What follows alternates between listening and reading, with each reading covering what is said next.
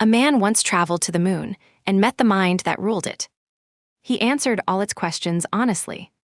That honesty is what killed him. It begins with a man who has lost everything. Bedford is his name. A businessman whose grand schemes have collapsed, leaving him broke and hiding from creditors in a quiet little cottage near the sea, where he means to write a play and turn his fortunes around. He is sitting outside one evening, watching the sun go down, when he notices something strange.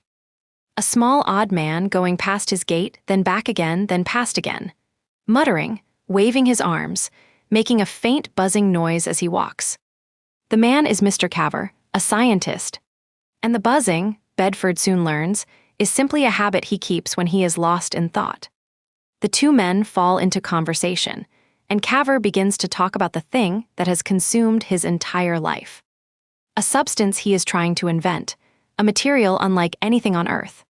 You see, every object on this planet is held down by gravity. Nothing escapes it. But Cavor believes he can create a compound that does, a substance that blocks gravity the way a sheet of metal blocks light.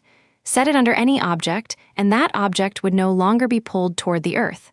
It would simply float free. He calls it Cavorite. Bedford listens, and being a man who thinks in pounds and profit, his mind starts racing. A material like that could be worth a fortune. He attaches himself to Cavor at once, and the two begin to work. And then one day the experiment succeeds. But it nearly kills them both. Because the moment the Cavorite is finished and cools, it does exactly what Cavor promised. It cuts off the air above it from the pull of the Earth. The air rushes upward. A roaring wind tears through the laboratory, sucking everything skyward, and the whole house is half destroyed before the substance is finally torn loose and flung off into space. It is a disaster, and it is the most important moment of their lives. Because now they know it works. So they build a sphere, a great hollow ball of steel, lined with thick glass windows and coated on the outside with Cavorite blinds that can slide open and shut. Open a blind, and the gravity of whatever lies beyond pours in and pulls the sphere toward it. Close it, and that pull vanishes. And with a machine like that, you could steer yourself anywhere in the heavens. Cavor has only one destination in mind: the moon. They climb inside, they seal the door, and Cavor begins closing the blinds one by one, shutting out the Earth entirely. The pull of home dies away. And in perfect silence, with the planet falling away beneath them, the two men float free in the great black emptiness of space, drifting toward the silver world above. The journey is strange beyond words. Without gravity, their bodies weigh nothing. They hang in the air inside the sphere, packed in with their bundles and crowbars and tins of food, and they argue about what they will find. And the moon grows larger, larger, until it fills the whole window, a vast dead world of jagged rock and frozen plains. They land in a hollow under a wall of cliffs. And the moon, at that hour, is a frozen and lifeless place. The air itself has fallen as snow. There is nothing but silence and rock and bitter dark. And then the sun rises. What happens next is like watching a miracle. As the sunlight touches the frozen ground, the air begins to thaw. The snow turns to vapor. And the dead plain stirs. Tiny seeds, buried in the rock, crack open and begin to grow. Right before their eyes, plants shoot up, swelling and stretching, unfolding into a strange, spiny jungle that climbs toward the sun faster than any living thing on Earth could ever move. In a single lunar morning, a desert becomes a forest. The two men step out onto the moon, breathing its thin new air, and discover something delightful. Because the moon is so small, its gravity is weak. They weigh almost nothing. A small jump sends them sailing through the air, soaring like grasshoppers across the alien land. And then they hear it, a muffled sound coming from somewhere beneath their feet. A booming, a clanging, the unmistakable rhythm of machinery. The moon is not empty. There is something alive down there, and it is intelligent.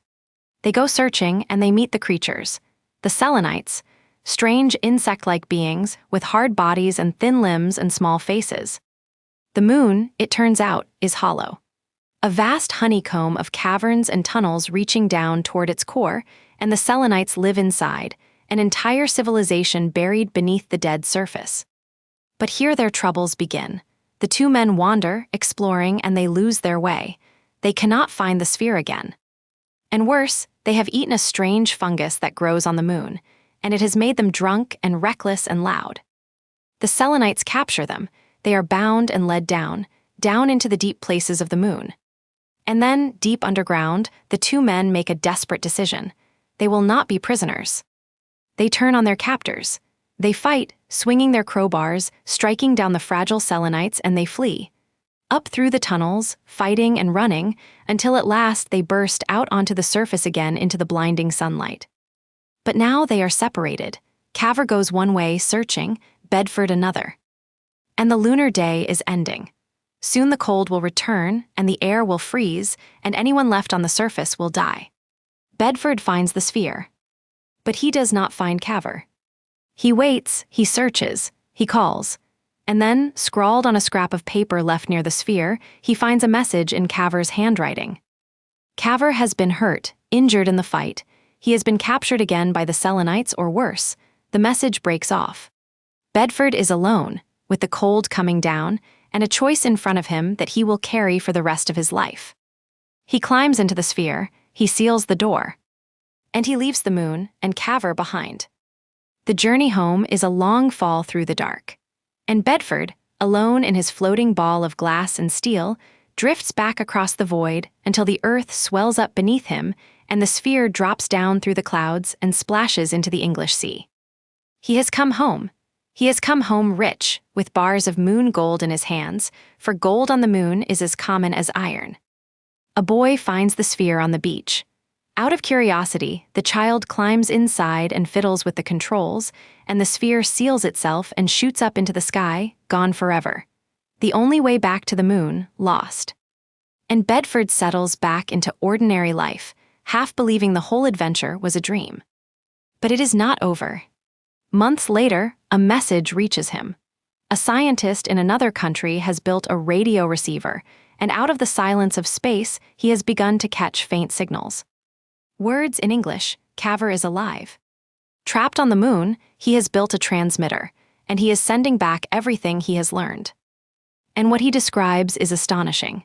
The Selenites are not one kind of creature, but thousands, each bred from birth for a single task, their very bodies shaped to fit their work. And ruling over all of them, in a great glowing chamber at the heart of the moon, sits a single vast being. A brain swollen to enormous size, almost a living mountain of thought. The Grand Lunar, the master of the moon. Cavor is brought before him, and the Grand Lunar questions him, hungry to understand the earth and the strange race that lives upon it. And Cavor, trusting and honest and never once thinking of the danger, tells him everything. About our cities, about our history, and about our wars. He tells them how men kill men, how we build weapons, how nations destroy one another by the millions, and how soldiers cheer as they march into battle. The Grand Lunar listens in horror. And then Cavor makes the mistake that ends him. He lets slip that he alone holds the secret of how to reach the moon, that only through him can more men ever come. And in that moment, his fate is sealed. Because the cold reason of the moon now sees the truth plainly. Here is a creature from a race of violent, warlike beings, and he alone is the door through which that race could come pouring up to the moon. The door must be closed. The signals begin to break apart. Something is interfering with the transmission, scrambling Cavor's words, as though someone on the moon is deliberately blotting them out. And through the static, a few last fragments come through. I was mad, he says, to let the Grand Lunar know. A silence, then desperately he tries to send the formula, the secret of Cavorite, how to make it. Take, he transmits. And then one final broken word. The signal dies, and it never comes again. And somewhere in the blue-lit caverns at the heart of the moon, a small, honest man, who only ever wanted to understand, is dragged away into the dark, into the silence that has no end.